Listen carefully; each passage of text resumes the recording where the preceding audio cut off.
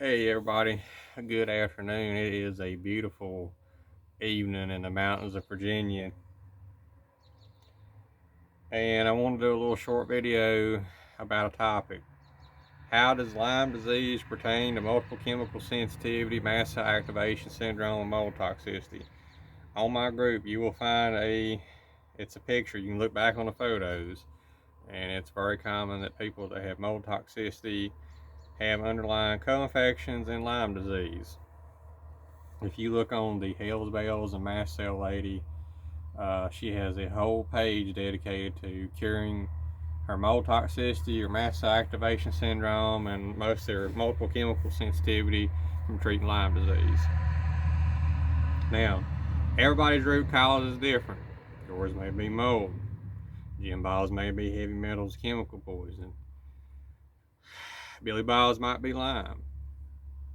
Or it may be a big combination. Most of the time it is a big combination. Most of the people I talk to that has these conditions, usually they have them all. Usually they lived in a molded house at one time. They grew up. Their school was molded. They lived in what they call sick building syndrome. Various different things. It's a million different things. They had trouble with infections, or they had a tick bite when they was a child, or so. It's kind of the same old story over and over and over and over and over with all these different people I talk to, and the consistencies line up, and I think I pretty well figured it out. And with me, mine was mostly heavy metal chemical poison. I tested high on several things during a hair analysis test, and they also found out, my mast cell doctor found out I had Lyme disease. And I noticed improvements when I started treating the Lyme. Some of my sensitivity started backing off. Does it mean that Lyme was the underlying cause? No, it does not. But I will give you a good example. So, the whole premise, or the whole understanding, the medical understanding of multiple chemical sensitivity, is mostly liver damage. So, your liver gets overwhelmed, your body can't process chemicals, through your skin. You can't process chemicals through what you eat. You can't process chemicals through smell. So your detoxification process becomes compromised with multiple chemical sensitivity. And so my point is, usually liver damage is involved, some form of, some adrenal fatigue, it's usually some form there with mercury intox. The liver gets overwhelmed. That's why a lot of people, they react through things through their skin. They react things through their, like I said, what to eat. But how all this pertains is you have you have three roots that you get poisoned. You get poisoned through your skin. You get poisoned through the air you breathe, and you get poisoned by what you eat. So it's three ways that it gets in your body, and then we have so many means to get rid of it. And by get rid of it, it goes through the liver, and if it's too much load on the liver, it becomes damaged or compromised, and we can develop sensitivities.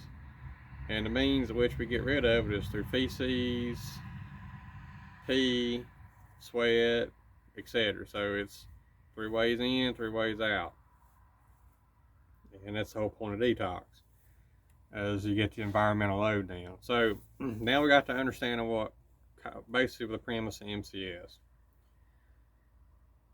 And why does Lyme disease matter with any of this?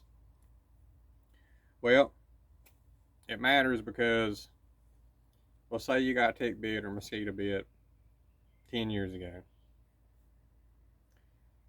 It's known science that every virus or every infection, every bacteria that you've ever had stays in your body, but your immune system makes antibodies, and your immune system adjusts to that virus. That's what your immune system is for. So they're still there, but your body deals with it.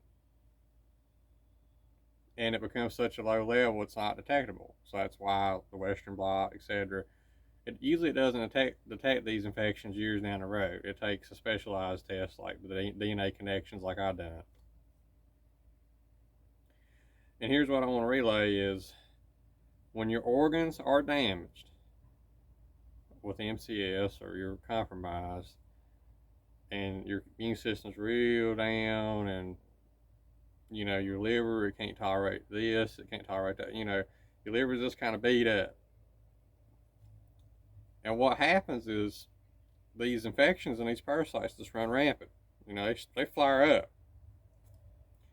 So a lot of people that has mold toxicity or heavy metal chemical poison, if they have underlying Lyme, chronic Lyme, they do see benefit with treating it.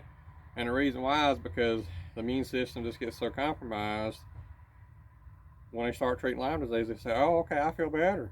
I see that improvement. I see change. I just feel, uh,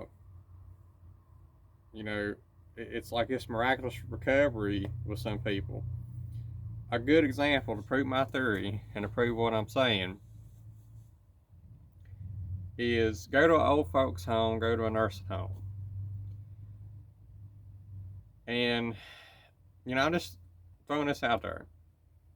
What do you smell when you go to old folks' home? You smell like they get a lot of bladder infections. They get uh, infections in their colon. You got the odors in nursing homes. You got all these different smells. You know why? Because when a person becomes old, their organs don't work as well.